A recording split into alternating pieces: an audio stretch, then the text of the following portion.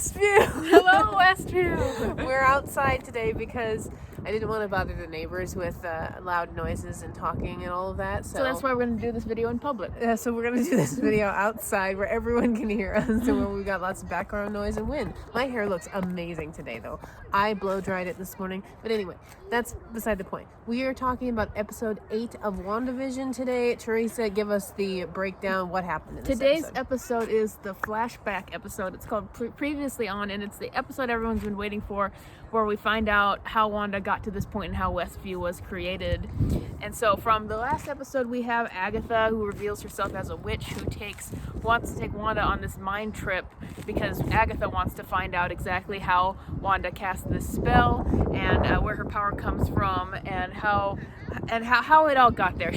Agatha wants to find out. She was kind of doing this with Pietro. She wants to find out how Wanda did all this, and so she creates a spell so Wanda can relive all the moments that led her to this point. Yeah. So, and then basically, ultimately, at the end of the episode, she determines that Wanda is this being called the Scarlet Witch, and thus breaks the internet because the internet's like, oh, well, it's about time she got a real name. And someone made an edit about it where Agatha goes, "You're the Scarlet Witch," and then all this clapping, woo, yeah, starts Very on, excited. and then it shows like the bubbles in their heads going, "Can you please make them stop clapping?" And then Yeah, there was a couple of moments in the episode that was like that, but I just wanted to shout out, there's a scene, and there from this point on, we've spoiled some, but we're really going to get into spoilers now. So from this point on, don't watch if you haven't watched the episode, but you probably have if you're watching this video. Anyway, I did want to shout out the people, or the production design, when Wanda breaks down at the end of the episode, or towards the end of the episode, and realizes that Vision left her this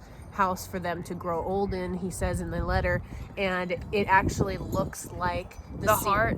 No, not the heart. That's another thing. But when she builds the house, it's actually in like the squares, so it actually looks like the scene in the beginning of House of M, the House of M comic, where her body is like breaking down into the squares. Yeah.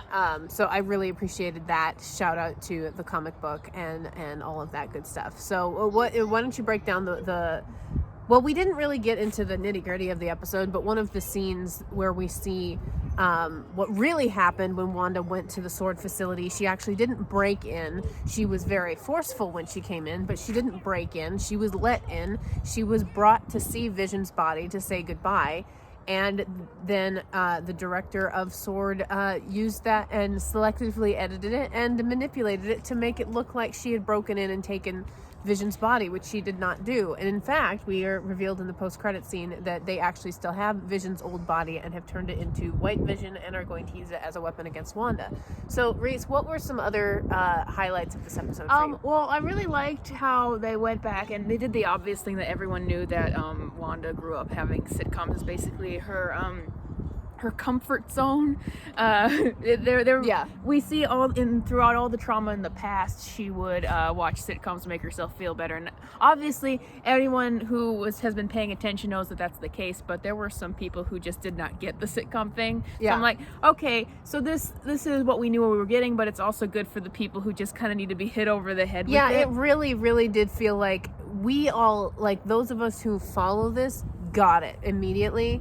But for the rest of the people who are just very casual followers that don't understand, they really needed this episode to kind of hit them over the head. Especially, going into the things like the Stark bomb specifically had that white dingy thing from the first commercial. Yeah. And stuff like that. And I like how a lot is conveyed in this episode, just subtly, how it looked in the scene where Wanda's watching Dick Van Dyke that she actually wanted to be Mary Tyler Moore because she's staring at her and the way she looks at it. Yeah. So I like that. I liked how they prioritized developing her relationship with Vision a little bit. I want to say, last time I had a theory that it was going to be that she was pregnant and lost the kids and that's what did it. Yeah. And that didn't happen, but something similar happened. It was just with different elements where she did have something that was really keeping her going, and then she lost that. But that was Vision. Yeah. And they do that scene where that reveals that he's the only person she had because her brother had died. She had come to a new country. She didn't know anybody. And it was kind of at the point, she breaks down at the point when she really realizes, oh, this was a real thing that I lost. Yeah. And she's finally able to come to terms with that when she sees Vision's body and she's not able to telepathically connect with his dead body, and then she goes to what would have been their house going forward and realizes that that is no longer going to be an option in the same way that she thought it was going to be, and that's what breaks her, which is fine. That's completely fine. I really liked the episode because it really, delved into Wanda's trauma just throughout her life, because again, it really, for those of us who have followed this for a long time, we get it. But if you're just somebody who's coming to this show for the first time and you haven't seen all the movies and you haven't even peeked into the comics and stuff like that, it's really just you need this episode to be like, okay, this is what happened to her as a kid and why sitcoms were important to her then, and what the trauma happened to her as a kid, and this is what happened to her when she got her powers, or she had her powers enhanced, and how she coped with the experimentation process that she was a part of, and so on and so forth. Sitcoms became just a big coping mechanism, and that's why her tragedy manifested itself in creating a sitcom for herself. Since we're talking about that, there's something they do in this episode where they reveal that Wanda actually always had a little bit of a ability before she came into contact with the Infinity Stone, and that just enhanced it. Revealed that was the reason that the Stark weapon didn't go off. It wasn't actually because it was defective.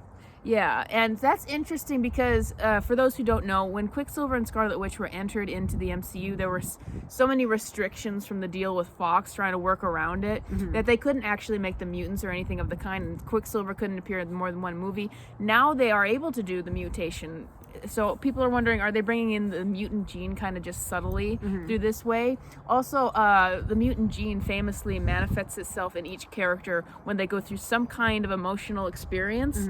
So that's interesting, whether it's the Infinity Stone or maybe even Vision's death that enhances it even more, we see Wanda's powers continuing to get better. I feel like this might be a subtle way of introducing it, even if they aren't going all the way yet. But even with that, and with Monica being able to survive this stuff, they say that this is maybe their way of just kind of slowly bringing in mutant stuff into the MCU. Yeah.